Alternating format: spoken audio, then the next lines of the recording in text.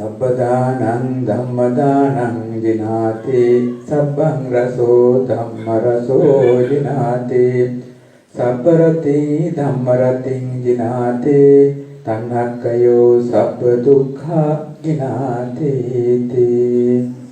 බොහොම සරල දේශනාවක් කවුරුත් මෙතන ඇහෙනවා නේද සබ්බදාන ධම්මදාන මේ ලෝකේ ධර්මයේ පින්කම් තියෙනවා ඒ පින්කම් සියල්ලක්ම අභිභවාගෙන තියෙන ඉහළම පින්කම ධම්ම දානය. ඔන්න බොහොම පැහැදිලි. ඉතින් කාටවත් මේක පිළිගන්න පුළුවන්. ඊළඟට දේශනා කරනවා ලෝකේ ඇල්මවල් තියෙනවා ලෝකේ රසවල් තියෙනවා එක එක රසයන් දිවට දැනෙනවා කනට දැනෙනවා ඇහැට දැනෙනවා මේ රසයන් තියෙනවා ඒ සියලු රසයන් අභිභවාගෙන වාසය කරන්නේ ධම්ම රසය. ඊළඟට ලෝකේ ඇල්මවල් තියෙනවා එක එක දේවල් වලට අපි මේ කාම වස්තු වලට ගෙවල් දොරවල් වලට නොයෙකුත් දේවල් වලට යහපු දරුවන්ට ඒ හැම ඇල්මකටම අභිභවාගෙන ඉන්නේ ධම්ම රසය. ඊළඟට පුරජාන වාසි පෙන්වන්න කරනවා තණ්හාව අයින් වීමේ ඊළඟට සියලු තණ්හාව අභිභවාගෙන සියලු දුක් වලින් අතට දෙන්න පුළුවන්කම කියන එක තියෙන බව පෙන්වන්න කළා. කියන්නේ අර හැම එකක්ම අභිභවායමක්නේ. ඒතර තණ්හා දුක්ඛයන් අභිභවායන් තණ්හාව අපි ඡය වෙන්නට ඕන. සියලු දුක්ඛයන් අභිභවායන් තණ්හාව ඡය වෙන්නට ඕන. අන්නේ පිළිබඳව තණ්හක්ඛයෝ තණ්හාව ඡය වීමෙන් සබ්බ දුක්ඛ සියලු දුක්ඛයන් ජය ගන්න පුළුවන් වෙන බව පෙන්වන්න කළා. දානය. එදා භාගතුන් වහන්සේ කාලේ මේ පොත්පත් ක්‍රම රේඩියෝ ක්‍රම ඔය අපිට මේ මාධ්‍ය ක්‍රම නැහැ. එදා තිබුණේ තමන් යමක් එකෙන් අත්දැක ගන්නවා ධර්මණය කර ගන්නවා ඒක කියලා දෙනවා අන්න අයට මොනම කාලවල තිබුණේ එහෙමයි තමන් ධර්මයේ පටා ගන්නවා ධර්මණය කර ගන්නවා අන්න අයට කියන එක තමයි ඊට ධර්මයේ දානයේදී තියෙන උසස්ම දානය. ඊට අනුයාත වෙනවා දහම් පොතපත් තමයි අනුයාත වෙනවා තමන් ඔය නවීන ක්‍රමෙන් ගත්තොත් මාධ්‍ය ක්‍රම වල ධර්මයේ බෙදා ගන්න. ඒ වගේම ඒ ධර්මයේ සත්‍යයක් එක්කව වෙන. ඒ බලයක් තියෙනවා. දානමය පින්කමක් කරනවා. ඒක උසස් දාන පින්කමක් කරනවා. නමුත් මෙතනදී වැදගත්ම කොටස තමයි තමන්ගේම වචනේ තමන්ගේ ක්‍රියාවලින් ධර්මයේ බෙදා ගන්න එක. ඒක උසස්ම කුසලෙන්නේ නේක. තමන් දැන් අපි යමක් පාඩම් කරගන්නවා ගන්නවා ඒක යම් අයට කියලා දෙනවා. තමන්ගේ ඉන්න අයට කියලා දෙනවා. අන්තිමට මේ ධර්ම දාණය තමයි උසස්ම දාණය වෙන්නේ. මේ ධර්ම දාණයේදී අපි හොඳ ප්‍රතිඵල ලබන්න නම් ධර්මයේ පිළිපදලා දාන දෙන්න ඕනේ.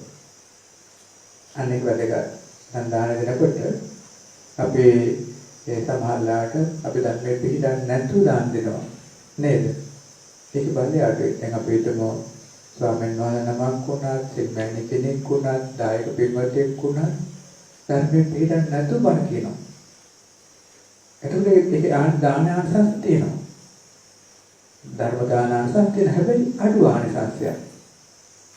ධර්මයේ මහත්යක් පොතපතකින් හරි කටපාඩම් කරගන්නවා, දහම් කරුණක් හොයා ගන්නවා, කාගාද ඉගෙන ගන්නවා. මේක අන්නයට යන්යන් ක්‍රම වලින් අපි කියා දෙනවා. එතනදී අපි කියනවා අන්නයට තරහ ගන්න එපා, අපි කියනවා අන්නයට වෛර කරන්න එපා, අපි කියනවා අන්නයට මේ දේවල් වලට ආශා කරන්න එපා, මාන්න වෙන්න එපා නේද? හැබැයි කිව්වට තමන්ගාව එක නැති නිසා ආනිසංසය තියෙනවා හැබැයි අඩු ආනිසංසයක් තියෙනවා. යටි ආනිසංසයක්. හැබැයි යම් කෙනෙක් මේ ධර්මයේ පිටා ගන්න. අන්නයට තරහ ගන්න එපා තමයි පාලනය කරනවා. ඒක පුළුවන් තරහ. හැබැයි පාලනය කරගෙන ඉන්නවා. අන්නයට දේශ දැන් මේ වෛර කරන්න එපා කියන අපි පුළුවන් තරම් වෛර නොකර පාලනය කරගෙන ඉන්නවා. ආශා කරන්න එපා කියනවා. ආශා වෙනවා නමුත් පාලනය කරගන්න. ඒ වගේ මහන්නේ එපා කියලා කියන අපි ඒක පාලනය කරගන්න. අන්න ඒ විදිහට යම් කෙනෙක්ගේ කරුණ ලෝකයට පෙන්නලා දෙනවා. ලෝභයෙන් තොර වෙන්න, දේශයෙන් තොර වෙන්න, මෝහයෙන් තොර වෙන්න, මාන්නෙන් තොර වෙන්න හිත නිමේම හදාගන්න මාර්ගය පෙන්නලා දෙනවා. මේක තමයි ධර්මය කියන්නේ. අතෝ මේ අපි හිතන් ඉන්නේ මේ ත්‍රිපිටක ධර්මයයි ධර්මය කියලා. නෑ ත්‍රිපිටක ධර්ම හැම එකකින්ම පෙන්නන්නේ මේක. හිත නිවා ගන්න මාර්ගය. නිවන් මාර්ගය. ඒක නිවන් මාර්ගය තුල තේරුම් කරගන්නවා රාගය නැති කරගන්න, දේශය නැති කරගන්න, මෝහය නැති කරගන්න, මාන නැති කරගන්න. මේ වගේ මාර්ගය පෙන්නලා දෙනවා නම් ඒක තමයි සැබෑ ධර්මය. අනිත් ඒවා ධර්මය තමයි. හැබැයි ඒ වගේ ආනිසංස තියෙනවා තමයි මේ ආනිසංස ප්‍රමාණය මෙවන් සාපේක්ෂව ගත්තොත් අඩුයි. ඒ වගේ එමනම් කෙනෙක් ඒවිත තමන් ඒ ධර්මය තුළ පිහිටා ගන්න. පිහිටාගෙන ධර්මයේ වටහාගෙන යම් ප්‍රමාණයක් ධර්ම දේශනා කරනවා නැත්නම් කියා දෙනවා සාකච්ඡාක මාර්ගයෙන් හරි පොත්පත් මාර්ගයෙන් හරි කියා දෙනවා. අන්නේ කියා දීම ශ්‍රේෂ්ඨම විපාකයක් ලබා දෙනවා. උසස්ම දානයක් වෙනවා. ඊට මෙහායි වගේ දානාංශ තියෙයි. හැබැයි අර අපි බලාපොරොත්තු වෙන උසස් දානාංශයක් ලබන්න ලැබෙන්නේ නැහැ. උසස්ම දානාංශ ලබන්න නම් ධර්මයේ පිළිටාගෙන ධර්මයේ කියා දෙන්න ඕනේ. උදව් ධර්මයේ වෙන්නේ උදව් කරන්න ඕනේ. අන්නේ හරහා අපේ විශාල ආංශයක් ලැබෙනවා මේ කියන භාගතුන් වහන්සේගෙන්. ඒතර ඒක ගොඩාක් උදව් වෙනවා මේ සතර සතිපට්ඨාන. මේ කෙනෙක් යම් ආකාරයෙන් හොඳට සතර සතිපට්ඨාන පුහුණු කළා නම් ඒක නාගේ කෙලෙස් පානයක් හිටවන්නේ. ඒ කෙලෙස් දමනයක් තියෙනවා. රාග, දේශ, මෝහ, මාන, දිට්ඨි දැන් පානය කරගෙන සැහැල්ලුවෙන් ඉන්න කෙනෙක් වඩපත් වෙනවා. අන්න ඒක නෑ යමක් කියලා දෙනවා ලෝකේ. කොහොමද? ඒක තමයි උසස් ප්‍රදානය. ඒක කොයි ආකාරයෙන් කිව්වත් වචනයෙන් කිව්වත් පොතකින් ලියලා කියලා දුන්නත් ඒක උසස් ප්‍රදානයක් වඩපත් වෙනවා. ඒක වැදගත් වෙන අපේ ලොකු සාමණේර අහලා දහම් පොතපතකින් කර්ම කියලා දුන්නා. උන්වහන්සේලා ධර්ම ගොඩක් ඉහළයි. දැන් අපේ රේණුකාණ සාමණේර පොත් ලියලා තියෙන්නේ. උන්වහන්සේලා හොඳට නිමිලා ධර්මයේ තේරුම් ගන්න ත්‍රිපිටකයේ නිකන් කටපාඩම් කළා නෙමෙයි. ධර්මයේ තේරුම් ගන්න හිත නිමාගෙන නිමිත්ත හිතකින් තමයි ධර්මය ලියන්නේ. ඉතින් ලියන දහම් පොතේ අන්නර සැබෑ ධර්ම දානයේ පිටකම ඉතා ඉහළ තැනක තියෙනවා. ඒ වගේම දැන් ඔය ලොකු සාන්නල්ලා බණක් කියනකොට සැබෑ නිමීමෙන් කියන්නේ. ඒ නිසා ඒක සැබෑ ධර්ම දානයේ පිටකමක් තියෙනවා. අන්න ඒ නිසා අපි පළමුවෙන් ධර්මයේ පිළිගන්න අදිස්ථාන කරගන්න ඕන. හොඳට පිළිටුවා ගන්න අදිස්ථාන කරගන්න ඕන. එතකොට ඒ ලෝභ දේශ මොහ පාලනය කරගන්න අදිස්ථාන කරගන්න. එහෙම කරගෙන අපි ධර්මයෙන් පුළුවන් ප්‍රමාණයක් ලෝකෙට දෙන්න අදිස්ථාන කරගන්න. එතකොට ඒකේ සැබෑ බලය පිට.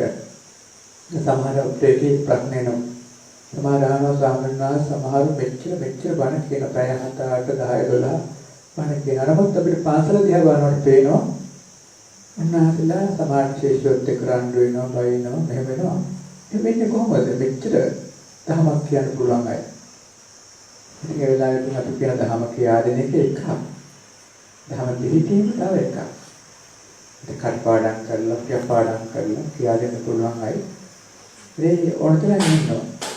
ඉතින් ඒක නෙමෙයි මේ කියලකට වෙන්නේ ධර්ම පිළිටාගෙන ධර්ම කියා දෙන එක. අනිත් නයි තාම උසස් දාන දෙකක් ලබන්න පුළුවන් වෙන.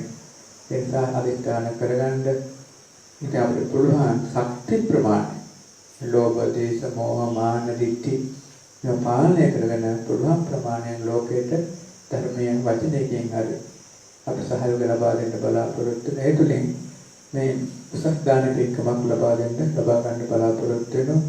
ඒ සඳහා අපිට ශක්තිය ලැබේවා කියලා ප්‍රාර්ථනා කරගන්නවා.